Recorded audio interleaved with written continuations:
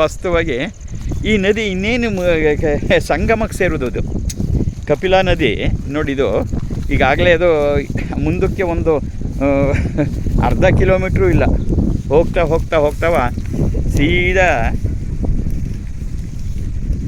ಸಂಗಮಕ್ಕೆ ಸೇರಿಬಿಡುತ್ತೆ. ಅಂದರೆ ಸಂಗಮದ ದಡದಲ್ಲೇ ದುರ್ಗಾದೇವಿ ದೇವಸ್ಥಾನ ಬಂದಾಗತ್ತೆ. ಭಾಳ ಸಂತೋಷ, ಇದು ಭಾಳ ಚೆನ್ನಾಗಿದೆ. ಇದು ಇಲ್ಲಿ ನಮ್ಮ ಒಂದು ಮೆಟ್ಲುಗಳು ಎಲ್ಲ ಮಾಡಿಬಿಟ್ರೆ ದೇವಸ್ಥಾನದಿಂದ ಪೂರ್ತಿಯಾಗಿ ದುರ್ಗಾ ಸಂಸ್ಥಾನದಿಂದ ಮತ್ತು ಮೇಯ್ನ್ ರೋಡ್ಗೂ ಹತ್ತಿರ ಇದೆ, ಒಳ್ಳೆಯದು. ಆಟೋದಲ್ಲಿ ಬಂದರೂ ಮಿನಿಮಮ್ ಚಾರ್ಜು ಕೂಡ್ಲಿಂದ ಅಥವಾ ಗರ್ಗೇಶ್ವರಿಯಿಂದ ಒಳ್ಳೆ ಚೆನ್ನಾಗಿರೋ ಜಾಗನೇ ಇದೆ. ಬಹಳ ಸಂತೋಷ.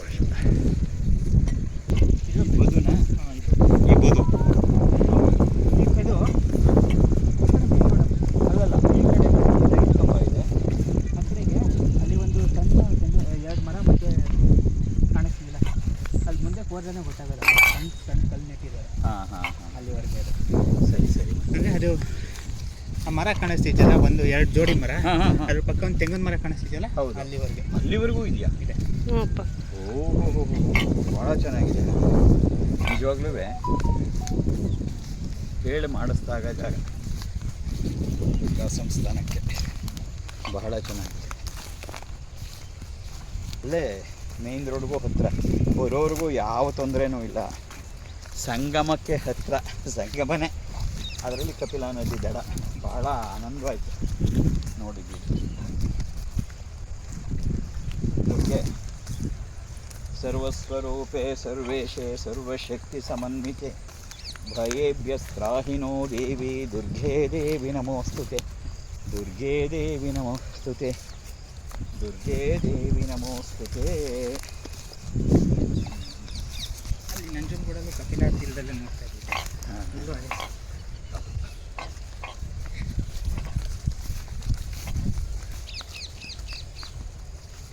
ಅಂದರೆ ನಂಜನಗೂಡಿಗಿಂತ ನನಗಿದು ಯಾಕೆ ಬಹಳ ಇದಾಯಿತು ಅಂದರೆ, ಇದು ಸಂಗಮ, ಕಾವೇರಿ ಕಪಿಲಾ ಸಂಗಮ.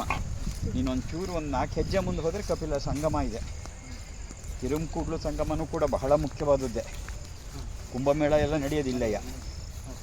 ಹಾಗಾಗಿ ಆ ನದಿ ಸಂಗಮದಲ್ಲಿ ದುರ್ಗಾ ದೇವಸ್ಥಾನ ಅಂದರೆ ಬಹಳ ವಿಶೇಷವಾದದ್ದು, ಬಹಳ ಶ್ರೇಷ್ಠವಾದದ್ದು. ಇದೇ ರೋಡ್ ತಾನೆ? ಇದೇ ರೋಡು. ಅಲ್ಲೇ ಎಲ್ಲ ನಿಯರ್ ಬೈ ಇದೆ ನೋಡೋದು, ವೆಹಿಕಲ್ಸ್ ಎಲ್ಲ ಓಡಾಡ್ತಾ ಇದೆ. ಯಾವುದಕ್ಕೂ ದೂರ ಇಲ್ಲ. ಅಲ್ಲೇ ಸ್ಟಾಪ್, ಅದೇ ಬೈಪಾಸ್.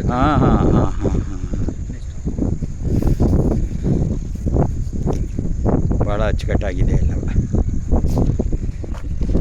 ಪೂರ್ಣವಾಗಿ ಇದೆ ಈ ಜಾಗ.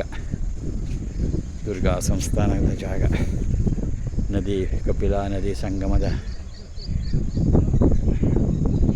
ಇದೆಲ್ಲ ಈಗ ಕಾಣುತ್ತೆ. ಎಲ್ಲ ಆದಮೇಲೆ ದಿವ್ಯತೆ ಭವ್ಯತೆಯೇ ಬೇರೆ.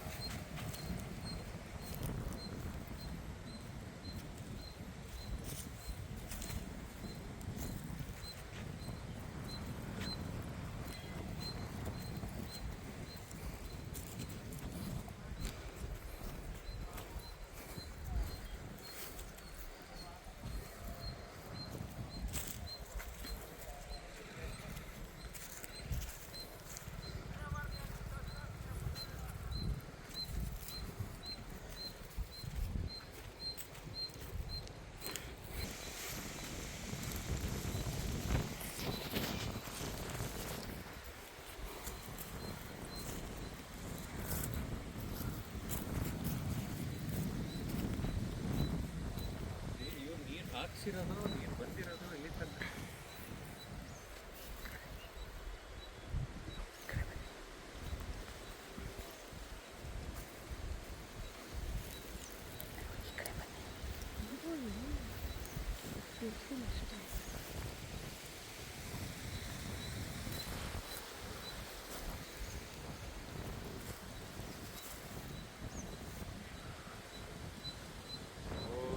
सर्वमङ्गलमाङ्गल्ये शिवे सर्वार्थसाधिके शरण्ये त्र्यम्बके गौरी नारायणी नमोऽस्तुते सरसिजनिलये सरोजनस्ते धवलतराङ्कुशगन्धमाल्यशोभे भगवती हरिवल्लभे मनोज्ञे त्रिभुवनभूतिकरी प्रसीदमह्यं विष्णुपत्नीं क्षमां देवी माधवीं माधवप्रियां विष्णों प्रियसखीं देवीं नानावच्युतवल्लभां महालक्ष्मीश्च विद्महे विष्णुपत्नीश्च धीमहि तन्नो लक्ष्मीः प्रचोदयात्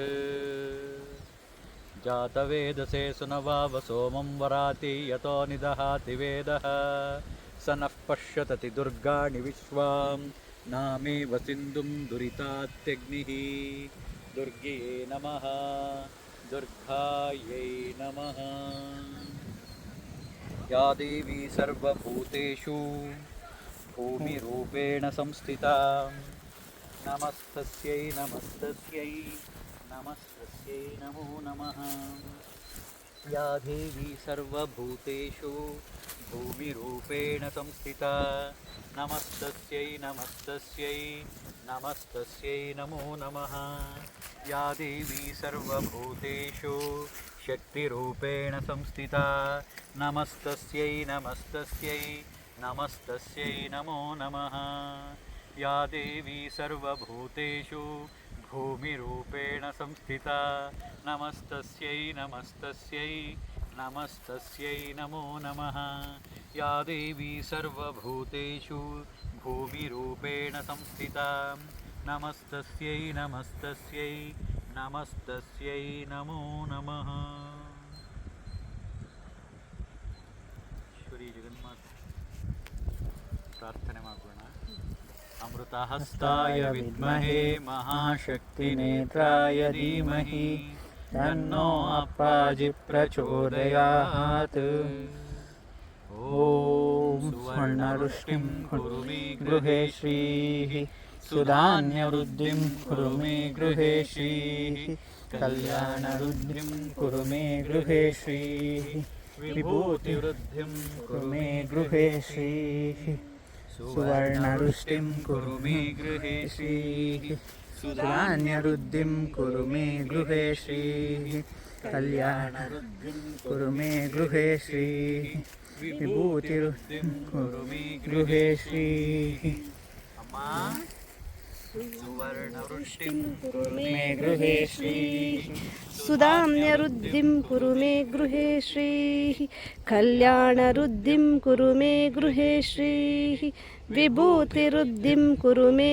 गृहे श्रीः लोका समस्ता सुखिनो भवन्तु लोका समस्ता सुखिनो भवन्तु लोका समस्ता सुखिनो भवन्तु समस्तसन्मङ्गलानि भवन्तु ॐ शान्ति शान्ति शान्तिः हरिः ॐ तत्सत् सर्वं श्री जगदम्बार्पणमस्तु सर्वं Shri गुरुचरणार्पणमस्तु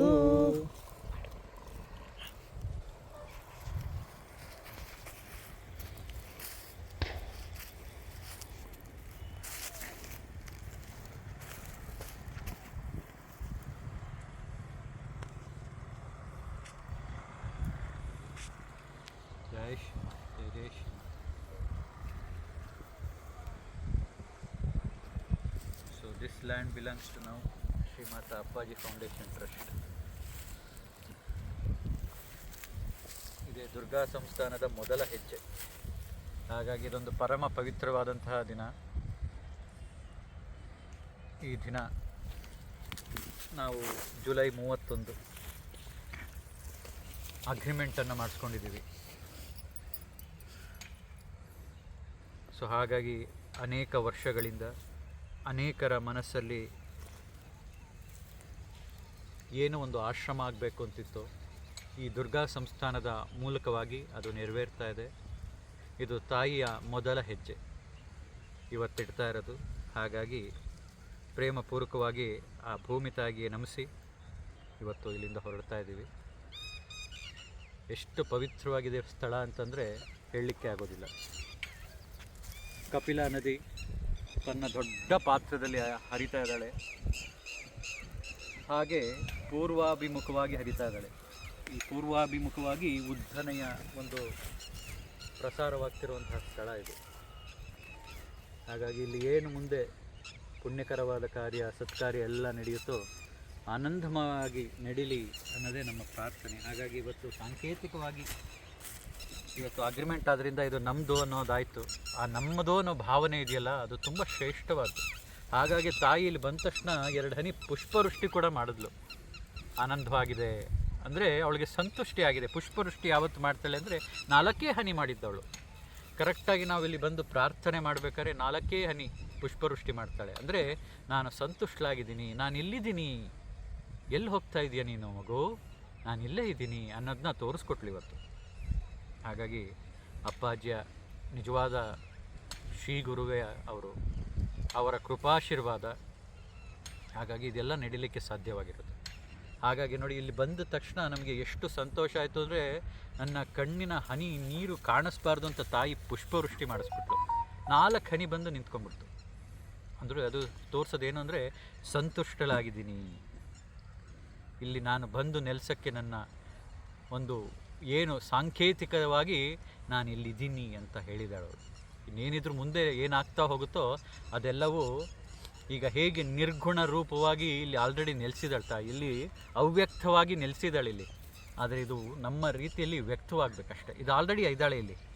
she is always present here, already present here, ಅವ್ಯಕ್ತವಾಗಿ ಪ್ರೆಸೆಂಟ್ ಇದ್ದಾಳೆ. ಮುಂದಿನ ಕಾಲದಲ್ಲಿ ಆ ತಾಯಿ ವ್ಯಕ್ತವಾಗಿ ಬಂದು ಇಲ್ಲಿ ರೂಪುಗೊಂಡು ಎಲ್ರಿಗೂ ಆಶೀರ್ವಾದ ಮಾಡಲಿ ಅಂತ ಕೇಳ್ಕೊತಾ, ಯಾ ದೇವಿ ಸರ್ವಭೂತೇಶು ಭೂಮಿ ರೂಪೇಣ ಸಂಸ್ಥಿತ. ಇವತ್ತು ನಾವು ಏನು ನಡೀತಾ ಇದ್ದೀವಿ ನೆಲದ ಮೇಲೆ, ತಿನ್ನೋ ಅನ್ನ ಕೂಡ ಬೆಳೆಯೋದು ಈ ಒಂದು ನೆಲದ ಮೇಲೆ. ಹಾಗಾಗಿ ಆ ತಾಯಿ, ಭೂಮಿ ತಾಯಿಯಾಗಿ ನಮ್ಮನ್ನು ಎಲ್ಲರೂ ಸಲಹುತ್ತಾ ಇದ್ದಾಳಲ್ಲ, ಅವಳಿಗೆ ಸಾಷ್ಟಾಂಗ ಪ್ರಣಾಮಗಳನ್ನ ಮಾಡ್ತಾ ಇದ್ದೀವಿ. ತುಂಬ ಆನಂದವಾಗ್ತಾ ಇದೆ ಇಲ್ಲಿ. ಜೈ ಶ್ರೀಮಾತ, ಜೈ ಜೈ ಶ್ರೀಮಾತ, ಜೈ ಶ್ರೀಮಾತ, ಜೈ ಜೈ ಶ್ರೀಮಾತ. ಅಮ್ಮ ಜೈ ಶ್ರೀಮಾತ, ಜೈ ಜೈ ಶ್ರೀಮಾತ, ಜೈ ಜೈ ಶ್ರೀಮಾತ.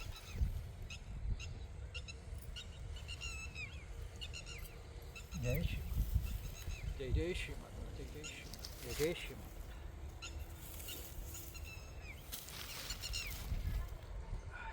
ಜೈ ಶ್ರೀಮಾತ, ಜೈ ಜೈ ಶ್ರೀಮಾತ.